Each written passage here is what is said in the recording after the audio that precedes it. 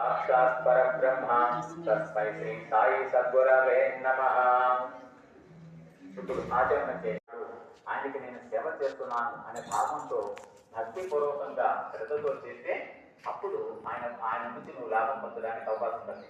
అలా అనవసరమైన ఆలోచన చేసినటువంటి ఏమన్నా తొలగిపోగాక అని చెప్పని మనం ఇక్కడ చెప్పుకోవడం జరిగింది.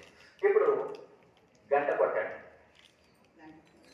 గంట వేస్తూ లాంఛనంగా బాబా వారిని ఆహ్వానపరుస్తున్నాం. రావయ్యా, వచ్చి యొక్క పూజను నువ్వు స్వీకరించవయ్యా అని చెప్పిన బాబాని ఆహ్వానపరుస్తున్నాం. ఇప్పుడు చక్కగా బాబా వారి రూపాన్ని అలా చూసుకొని కళ్ళు మూసుకొని అలా ఒక్క నిమిషం ఉన్నాయి.